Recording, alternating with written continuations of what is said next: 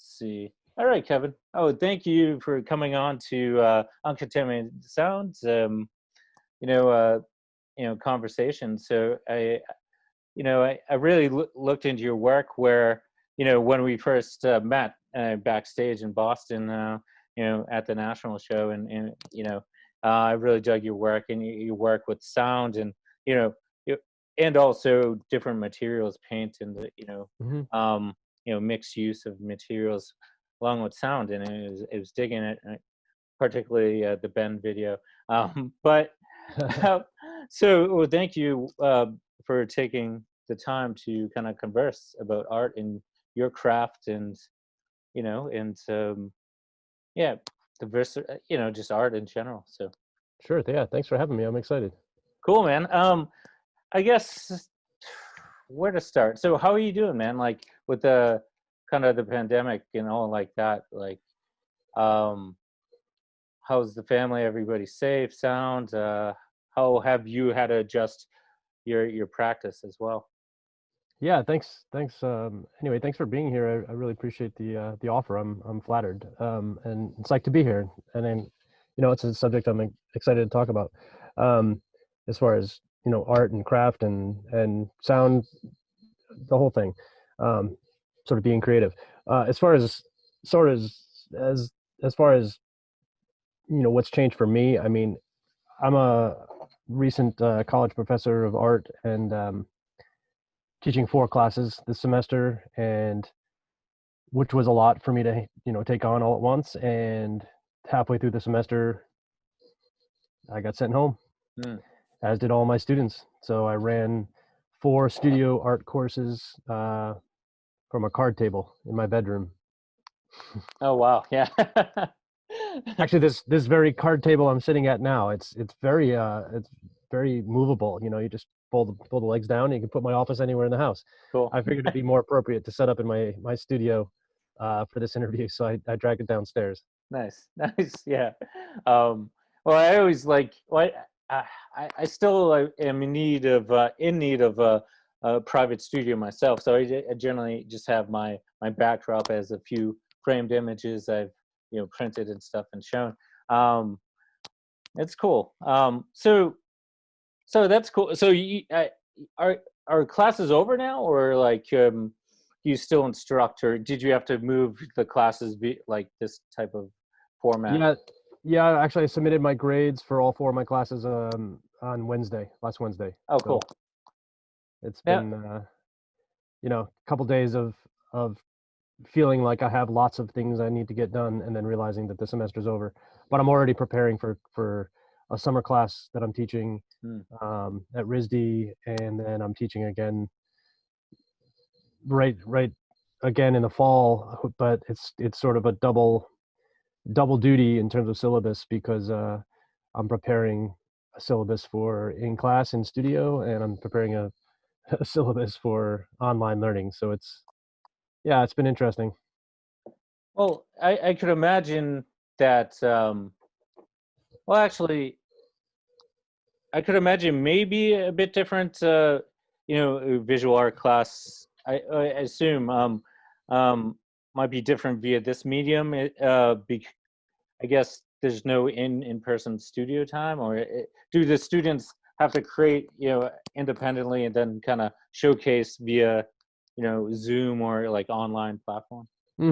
Yeah. I think I've heard of some professors setting up their camera and their Zoom meeting, and everybody just goes to work in their studio, and they just have a 4-hour Zoom meeting. 4 hours on Zoom is like this, like with earphones and focus, is intense. And so I'm more of half the week doing the work in your own studio, and then for our meetings, meeting up all of the class on a Zoom meeting, and going through all the work and running critiques through that sort of format.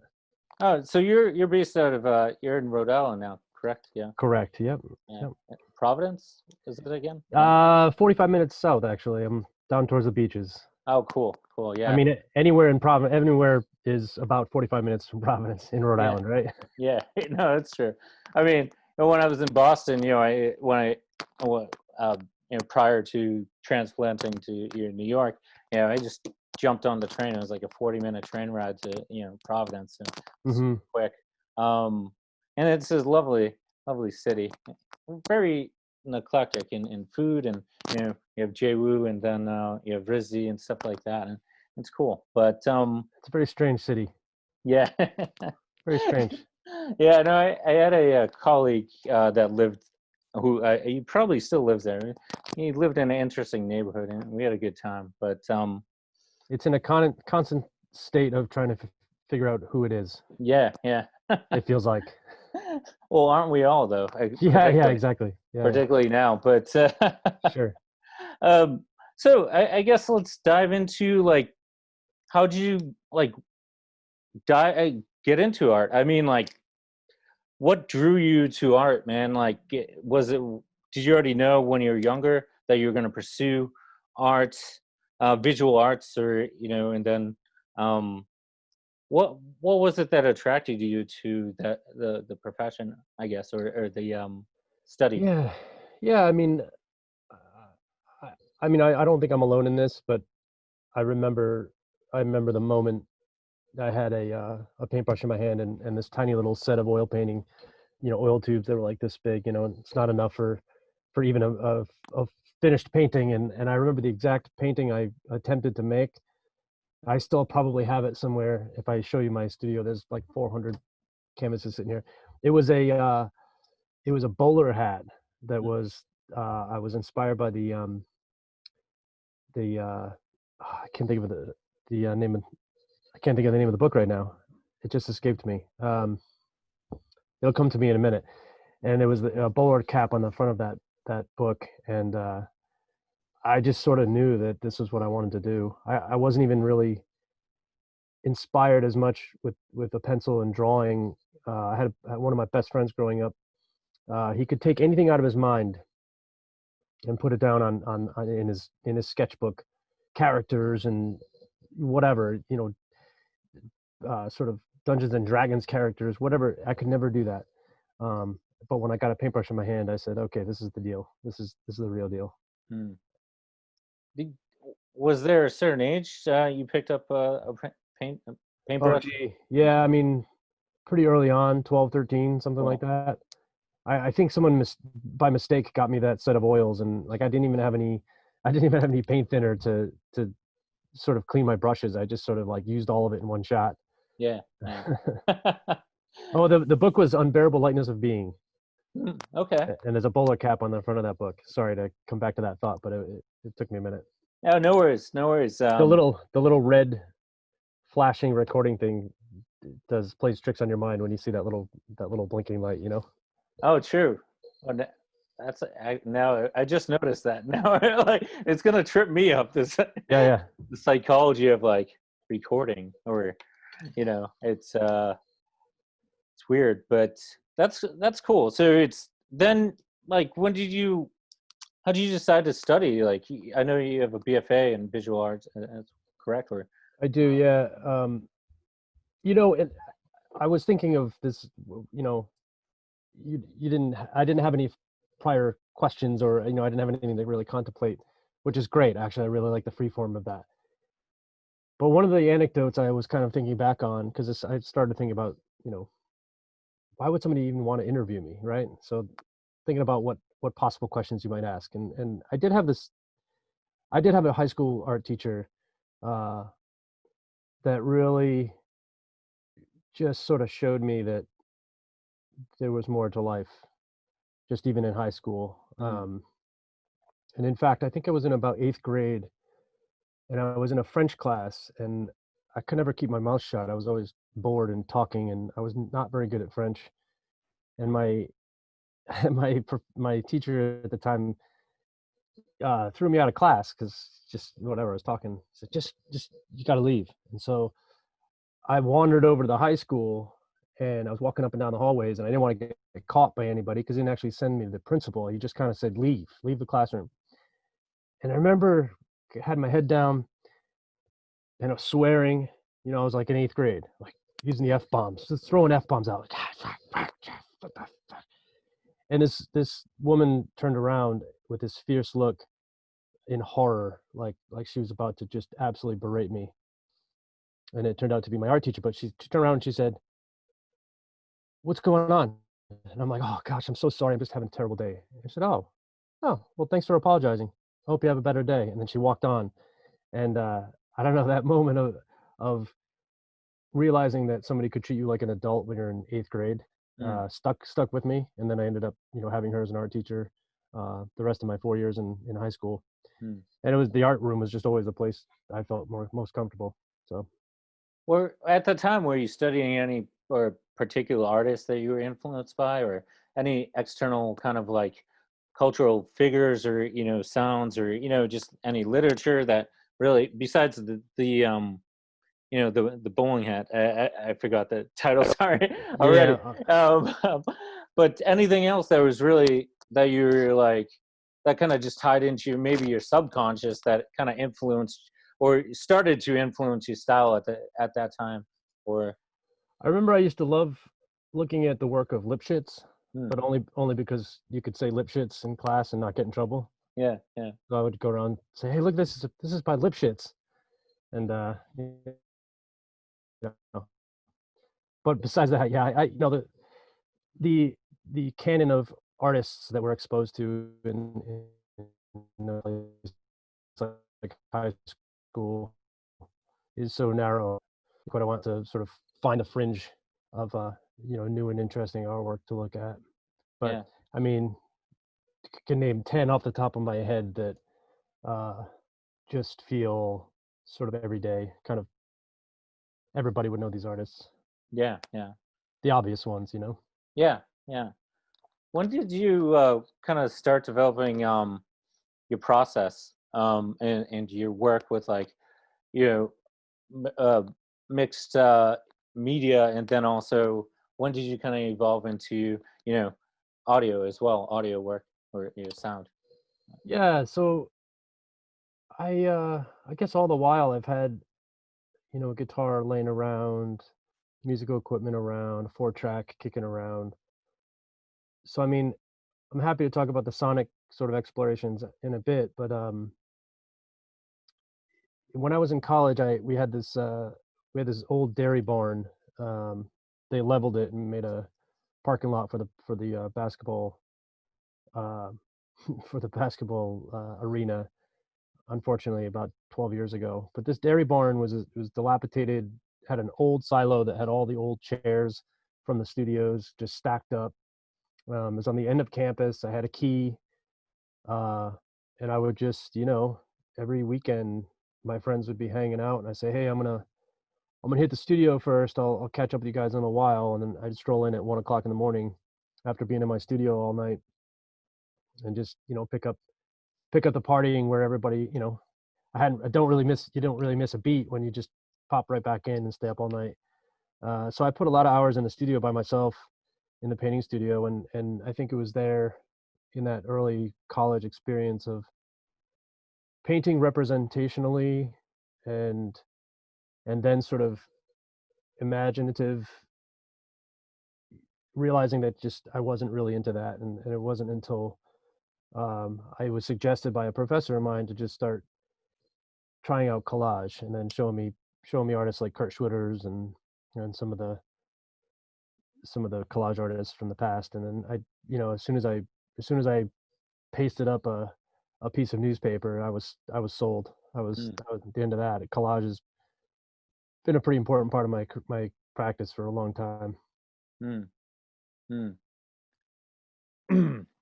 Well, I noticed it's well, yeah, it's a really interesting technique. I've been kind of recently playing around with like montage stuff, like how can I create, instead of just one, my documentary stuff with like musicians and portraits and stuff, but how do I like create alternative worlds, from photos that I've taken, and how do I piece them into a composition?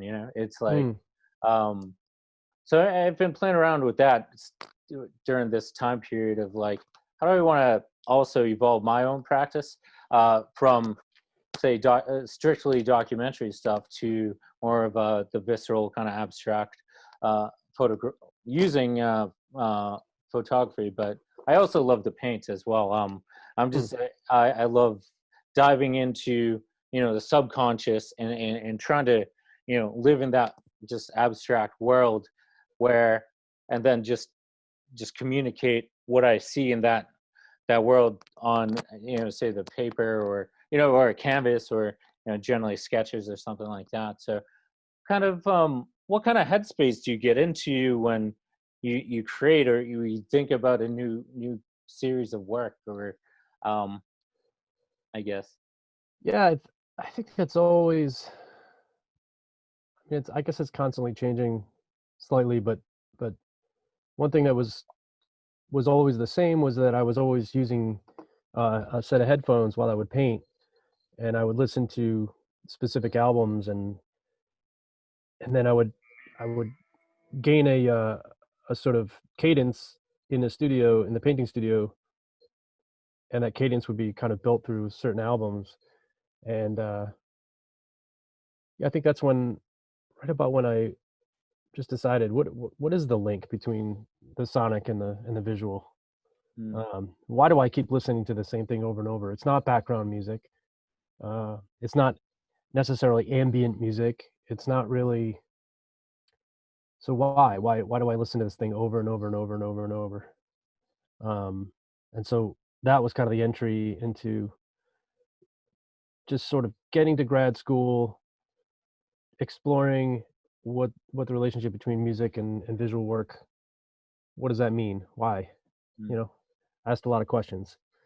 Still haven't maybe found all the answers, but I'm still asking questions about that.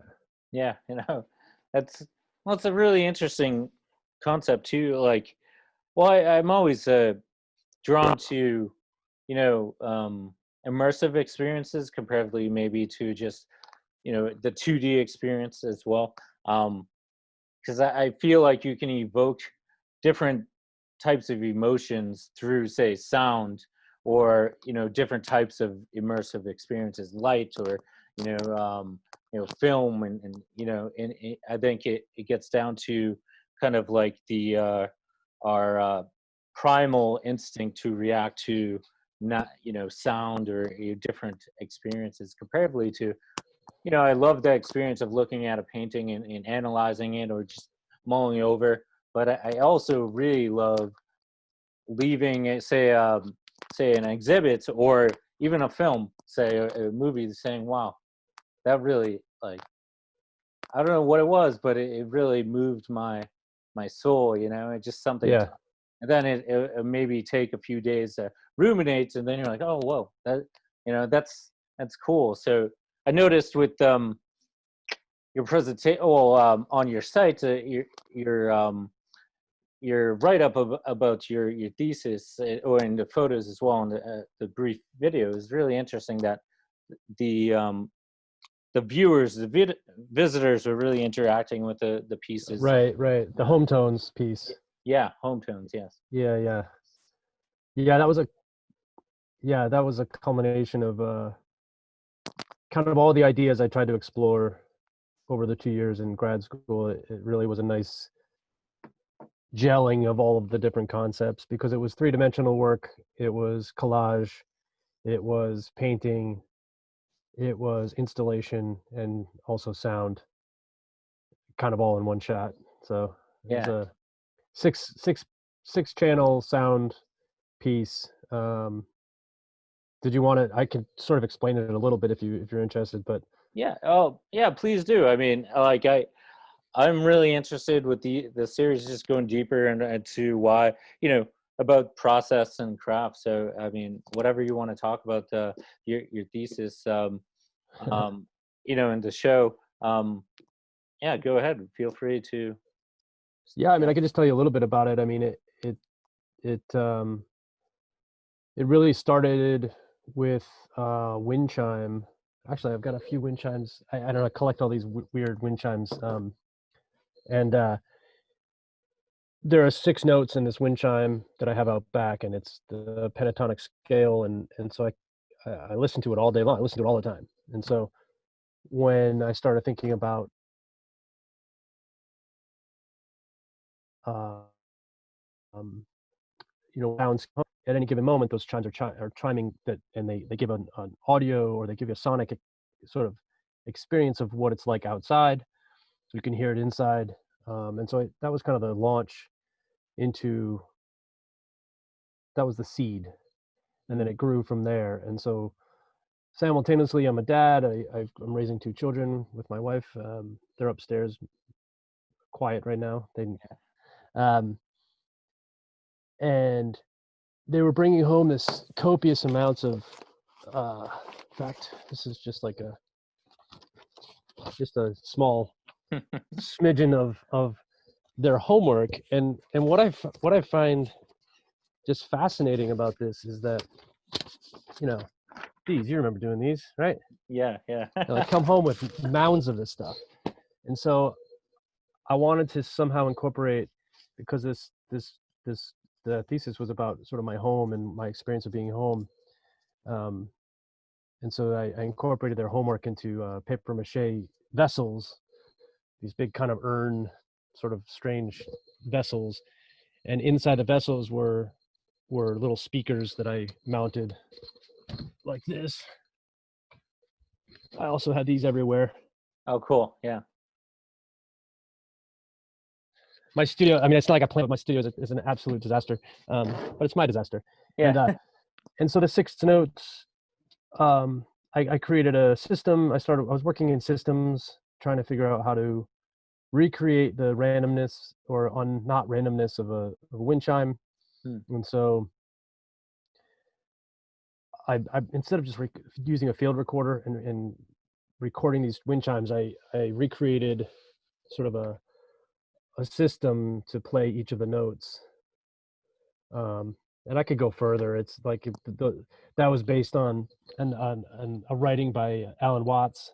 Yeah. And substituting each note for the vowels in the written piece, and then I put that written piece up on the piano. I don't read music. I'm not a trained musician, so I would play each of the notes on the piano, and from there it just kept evolving. No, it's just amazing too that, well, I'm kind of curious, I guess, like the process of just thinking about, say, painting comparably.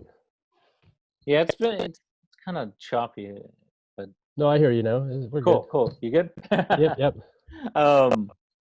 Kind of curious about the systems thinking, I guess, and comparatively to say, painting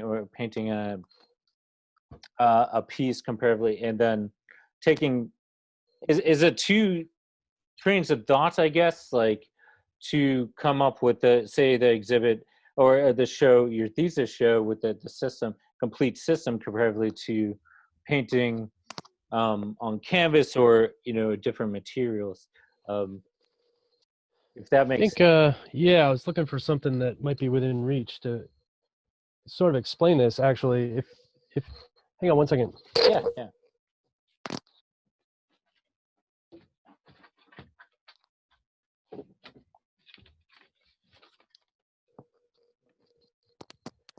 Yeah, I mean, like this was a painting system. That's a C sharp. That's a D. And so these are just simply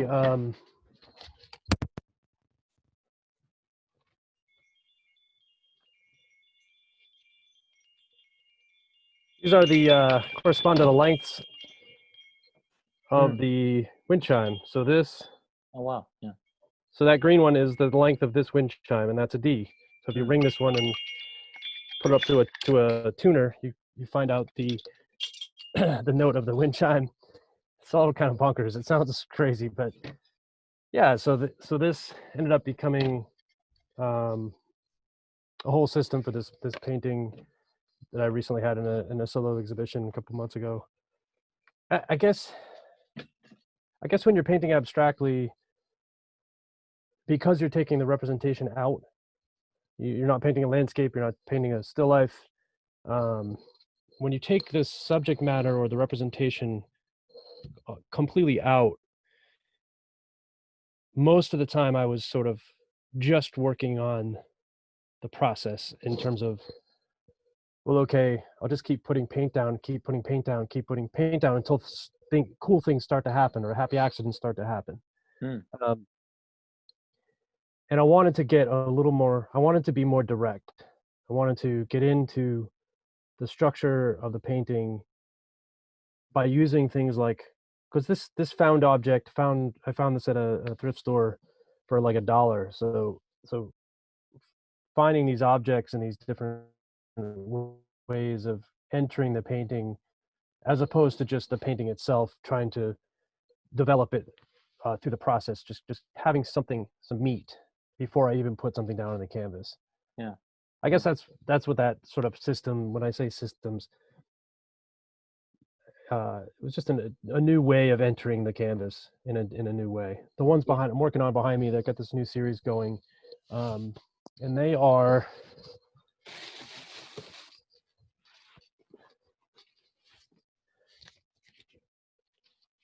the curvature, like basically this shape of the envelope, this top shape. Everything's coming from these envelopes. I just had all these extra envelopes and boxes of envelopes, and so that, like, instead of collaging 15 different things, like my kids' homework and this and newspaper and this, it's just the envelope, the tops of the envelopes. Just kind of it's sort of random, and then you just, I guess it's my job to make it feel not random. Yeah. Organizing those elements. Now you've kind of spent some time out west too, in Brooklyn, and then back to Rhode Island. Was spending time, say, out west, did that like influence, or did that kind of landscape influence your painting? Or? I think so. Yeah, I think it's, I guess, how can it not really? I mean, I don't know if the colors, specifically, I can't say like, oh, I lived in Wyoming, and so I was using colors of the forest of, in the Teton National Park, but it's still, there's different energy there. I was a different person there. It's still, I still think the sense of place comes through no matter what. And then I did live in Oregon. When I lived in Portland, Oregon, I just walked the streets, every day, just walked. It's a very, very friendly city to ride your bike and walk. And so countless numbers of collages were made simply picking interesting things off the street. And then, Brooklyn. Yeah, I don't know. I mean, it's your my studio has always changed. I think studios, the size of your studio and the spaces and the light, that can always have a bearing on what you're making. I made larger pieces in Brooklyn. I had a big studio in Gowanus, so I made bigger pieces. Can't make huge pieces down here. It's our crazy. You're a bit choppy there. I'm sorry. Oh, that was a bit gargled up a bit with the. Oh no, it's not the microphone. I don't know. I updated my Zoom, and maybe it's the update. I don't know. Does it sound good now? Yeah. You clear now. Good. Okay. Okay. Cool. I could go limit the amount of bandwidth that's being used upstairs if needed. Well, we'll see. I think I have a few interviews like that kind of choppy, but I kind of let it roll. I kind of just release it as is, because that's the point of my uncontaminated, kind of raw, just sound of yeah, love it. Conversation. So oh man, yeah. So why? I guess just more of a, to kind of go a broad question. It's like, why continue to make art? What's the importance of making art? Like in contemporary society of like capitalistic kind of society. Why is it so critical, I guess? Or maybe it's not, I don't know. But why is it um, important to constantly create, and make art? Um, Yeah, I mean, it's a huge question, right? yeah, oh, yeah, but I, I can definitely say, just with the last 10 weeks, we're entering our 10th week of orders to stay at home, and there's been I think a real examination of what's important. I mean, people are people are making art. People are showing up and sharing their musical experiences, and doing live things on formats like this, and playing live and using Instagram Live, and it's it's it's one of the oldest, really. Music and art, visual art, is really one of the oldest things. It's thousands of years old. yeah, I mean, we could talk about the cave paintings, or we could talk about um when the first person stretched a little bit of hide over a hollowed out something or other, and created a drum. I mean, yeah, I think it's just I think it's human nature. yeah, It's human nature. Now, if you were to ask me personally, why do I continue to make? You know, uh, I mean, for me, there's many levels of that. yeah. I don't really. There's a uh, there's a Japanese word. I probably am saying it completely wrong. Ikigai. Mm. Ikigai. Gaik. I forgot how to spell it. Yeah, yeah, But I don't think we have a word for it in English. Um, but it's a sense of um, the thing that you're doing for life, for you in your life, your job, or the thing that you're doing gives you a sense of sort of wholeness and completeness. Um, I was never really one to be behind a desk, or to. You ever see what's the line in it's the line in Say Anything? It's he wants to be a kickboxer, and he's sitting at the table, and his new girlfriend's dad is asking what he wants to be when he grows up, and he's just like, I want to be a kickboxer. I don't want to sell anything. I don't. I wish we should look up. We should look up the line, but he's like, I don't want to sell anything. I don't want to. He goes on and on about why he wants to be a kickboxer. Yeah, I just want to make things. cool. Oh, that's the kind of like, I always try to ask something similar, like just with uh, the diverse kind of range of people I've spoken to, and just because I'm just always curious of why people create, like, or what drives them and motivates them to do what they're doing, particularly in any specific kind of craft, be it like live performance or comedians or actors. And I'm just fascinated why they chose that kind of path comparatively to the other paths. But it seems like the consensus right now is I gotta do it. It's like Gotta do I it. gotta Yeah. I gotta create through my chosen, with the medium that chose me, and it just I got to do it. And it's that's down to the simplest form. It's part of your core self, I guess, right? It's Mm. um, I don't want to speak for you, but I guess so it seems like it's just art is just part of it. Is you're born with it. You just like, this is who I am. It's part of your soul, I guess. If that. Yeah, desire. There's a desire that just doesn't go away for me, Hmm. to just make things. I was Now, always I was always a better. I don't know. I feel like in the beginning I was just a better painter than I was a musician. um, I mean, I still try to make songs. I think there was a moment actually recently. I don't know, maybe 6 years ago or something, where I was still trying to make songs I that were similar to the songs that I love to listen to. hmm. Um, and that's silly. My voice is terrible. I'm a terrible singer. Horrible, horrible singer. You don't want to hear me sing.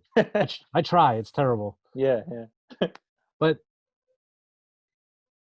like, there was this moment where I realized that if I, and this is what prompted me, this is part of my prompt to get back to school and get to my, get my MFA, um, so that I could explore some of these things intensely, was, instead of trying to make the songs that I thought I wanted to make, I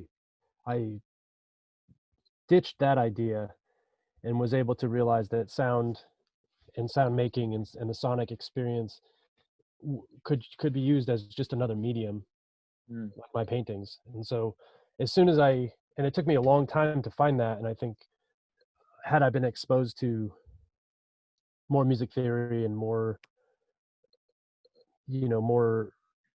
artists that were making work that I could see that happening, had I been exposed to some of those artists maybe earlier on, I probably would have understood this more. mm.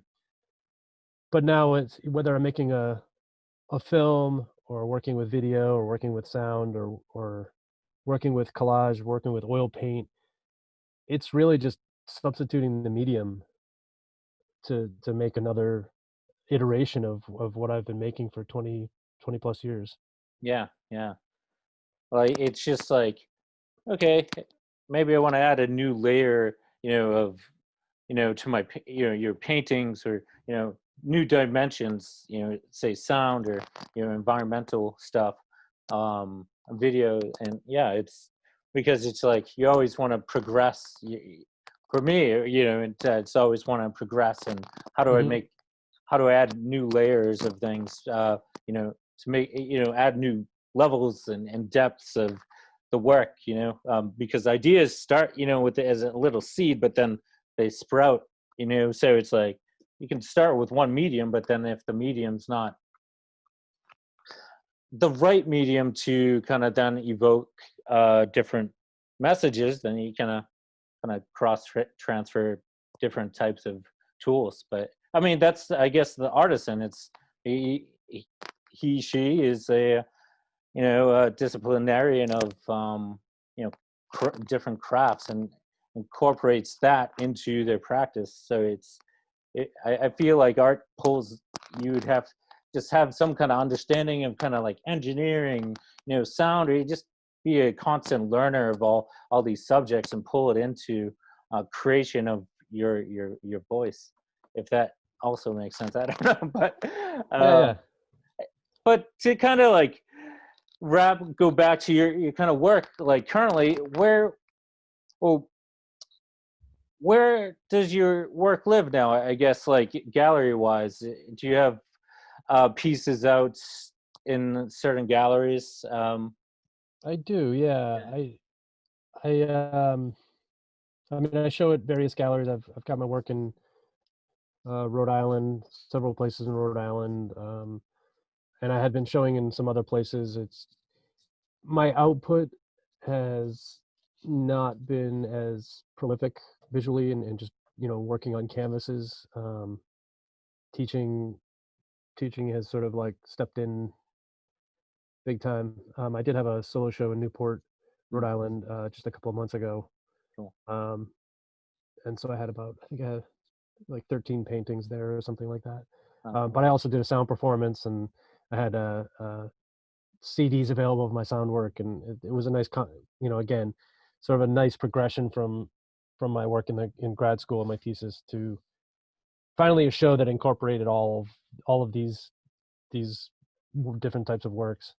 Hmm, very cool. Speaking of education, like art education particularly, how important is it, or, you know to be the devil's advocate, there's some people that say you don't really need an art education to, create and be an artist. But then others are, I feel like, just noticing your CV and stuff, and your dedication to teaching and education, it's feel like maybe you're more of like the importance of education side. But I don't want to kind of be biased on that note. But I see what you're asking, or I mean, I hear what you're asking. yeah, I understand the conundrum, or the almost paradox Or like, how do I answer that? I think anyone, I think people have the ability to learn the techniques or the medium.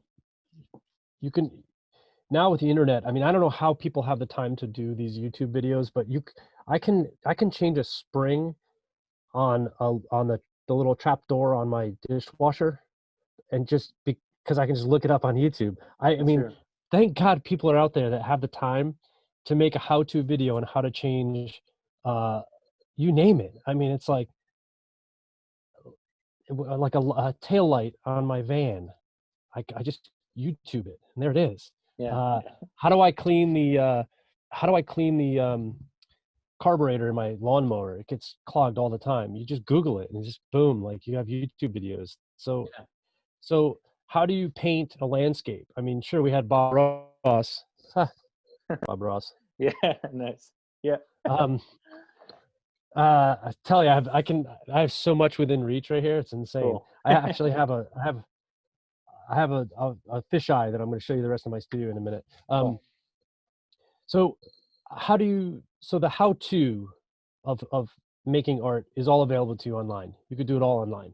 Mm. Um, if I could speak to graduate school, getting a master's in fine art is like an acceleration. It's developing it's it's developing your concepts and your ideas, and um, with a cohort in just an accelerated intensity that it would take you. I think it would take me 10 years to read the things that I read and to process the information and to sort of it all happens in 2 years. So Mm. I'll I'll I'll definitely forever be grateful for going to grad school. Mm. Um, it's just me. I think anybody can do it without school. Mm. I think school, being in class, being in a studio with lots of other people, I think it becomes collaborative. It becomes just that intensity that you need. Some people need it more than others. For me, I think it was, integral to sort of the artist that I am today, for sure. Now, did you have any like mentors along the way that kind of said, or just like, or anybody you kind of looked up to, or like helped you guide your navigate the path? Yeah, for sure. I think that I could just kind of think about all of the different time frames of my life. High school was an art teacher. College, undergrad, 20 years ago was a professor of mine that I still keep in touch with today. Um, moving to various places and different places of the country. I think you should always be looking to folks that are older than you, uh, with experience. I think if you when you meet someone a lot older than you, they have life experience, and it doesn't necessarily be in the exact uh, way that you're painting or the way that you're making art. I think that there are people out there that have a lot to offer. It's just a matter of asking. I really think it's just ask, you know, Mm. and being open to it, and letting go of your own sort of ego and saying, hey, I need help. How can I do this? How do I go about this? Yeah, I think there's been a lot of older artists that have helped me along the way, for sure. Cool. Um, what else? Sorry, I'm like kind of spacing out. No, I'm just like thinking. I'm like, oh, I want to create now.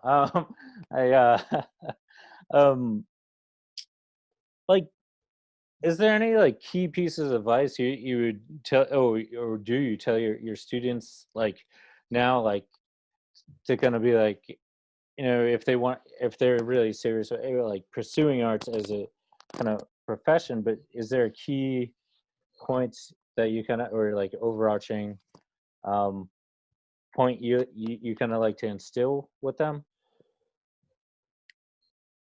Yeah, I think I love the projects that I sign that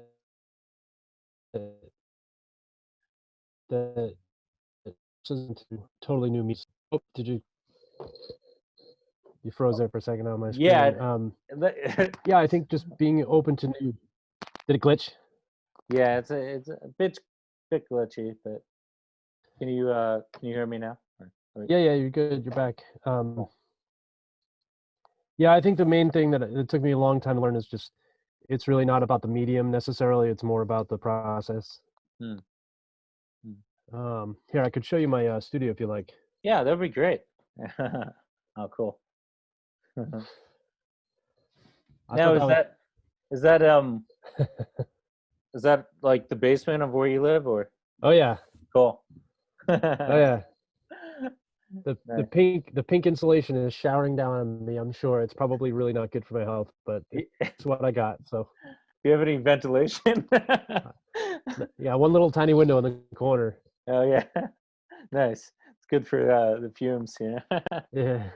um, so I guess just kind of wrap like Zoom is kind of being glitchy, anyways. But what do you see your work evolving to? I mean, do you you know you have the new work with the envelope tops, but do you have a vision of where it could evolve to in the next couple years? Yeah.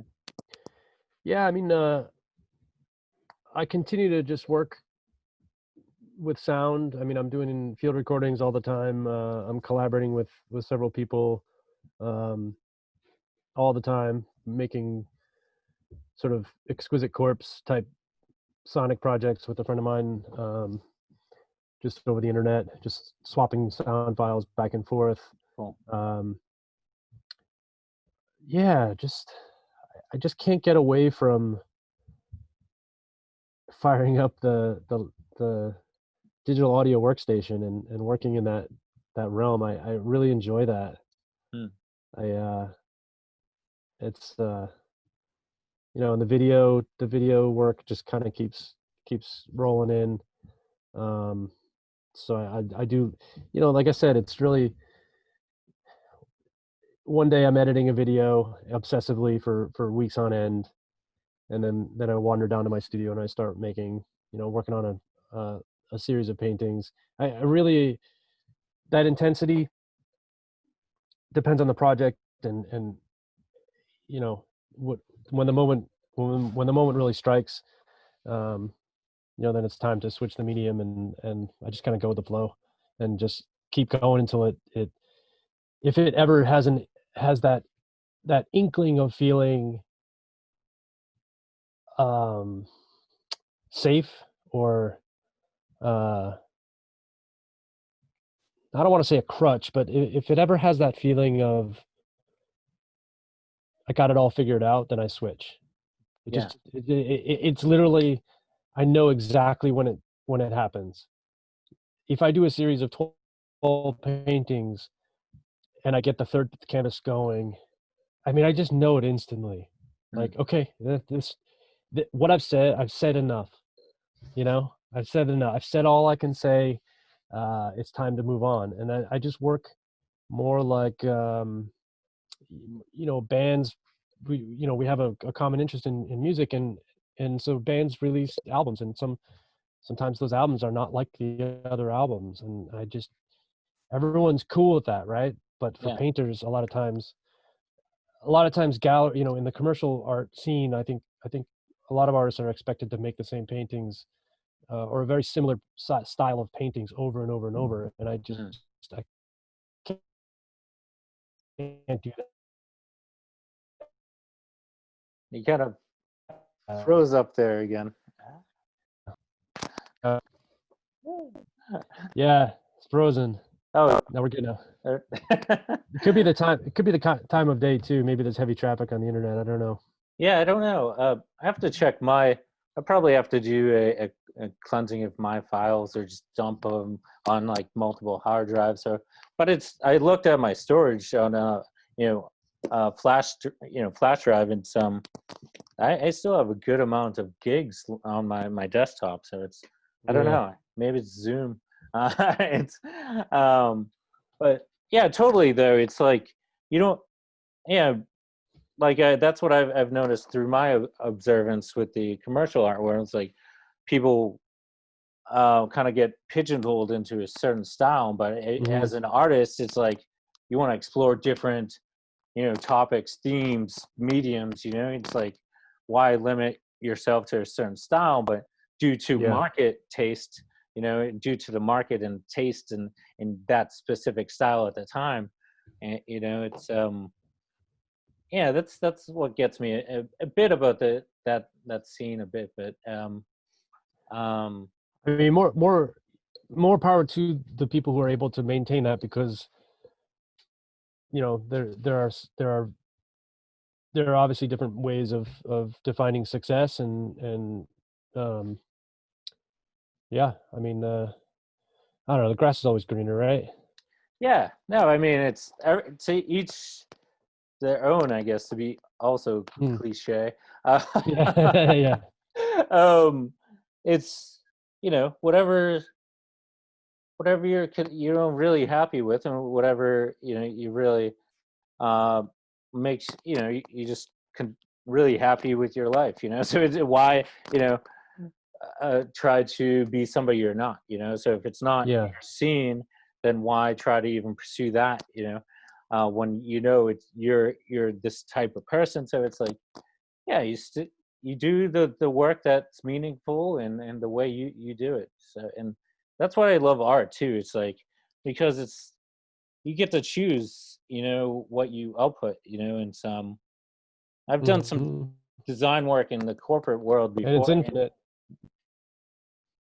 Yeah, no, exactly. And it's this constant evolution of you know and exploration of self, and the subconscious and the world and your perception. So you can bring in anything into it you observe.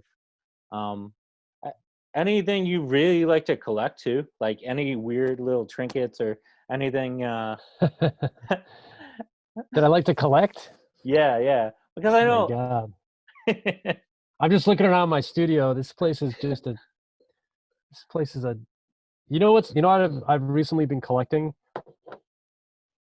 Uh, my parents are getting older. My grandparents are getting a lot older. I've lost some grandparents. I've lost parental figures, and they're all cleaning out their houses, and they just give me a lot of stuff.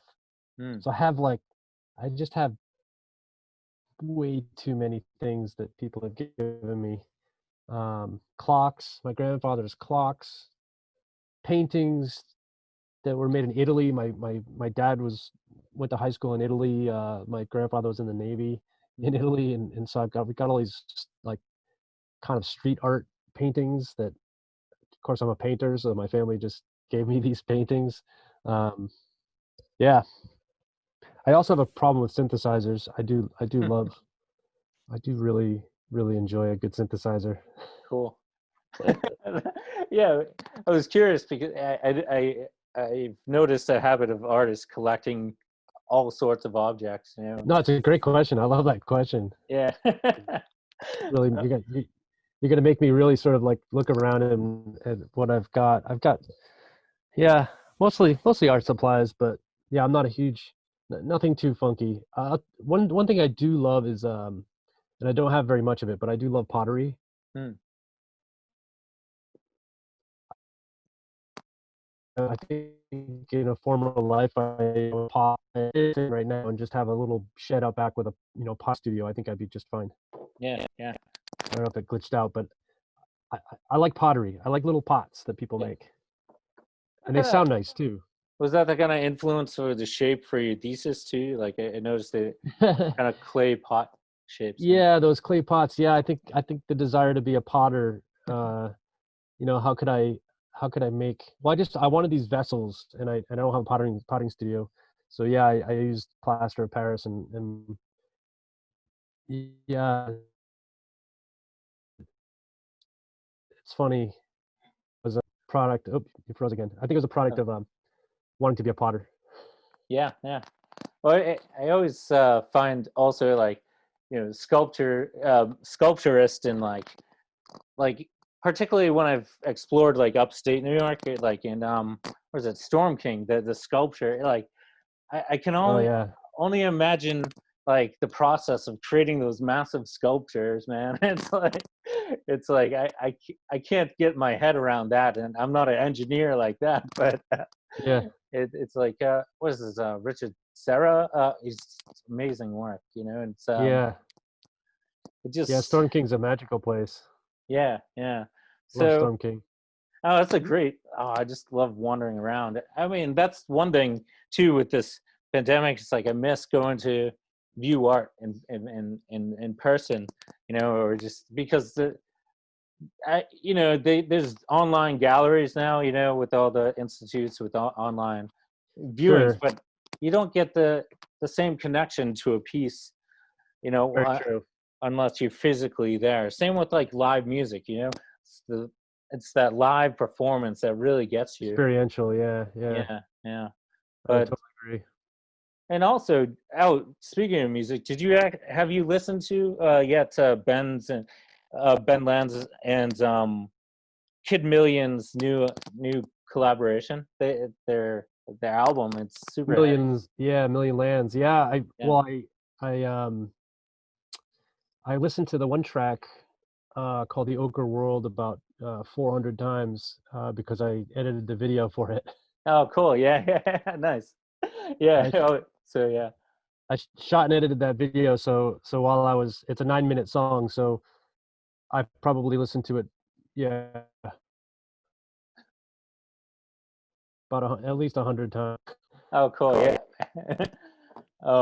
Yeah, I picked up the vinyl. I've been playing it like every day, just like it's super visceral. Nice. It's a cool experience for Yeah, yeah. for my mind. But cool, man. I'll let you go. Get to the kids, and thank you for Yeah, chatting. appreciate the conversation very much. It's been Yeah, great. yeah. I hope we Now you're hopefully. gonna make me realize all. I Oh, said you're gonna make me realize all the things I collect. yeah, yeah. Like do inventory now. You're like, Yeah, yeah. Guess I but am a collector, huh?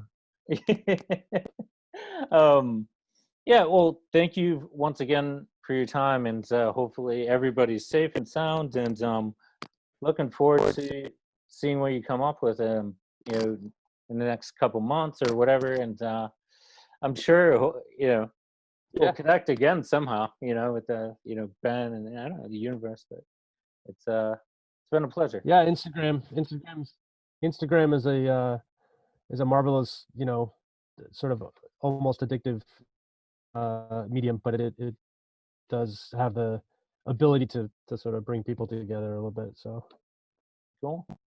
Cool. Well, be well and enjoy the afternoon, man, or evening now, or 5 o'clock, whatever. yeah, yeah, yeah. Sounds good. Cool, All right, man. Rob. Thank you so Take much, man. We'll take see you care. later. Bye bye.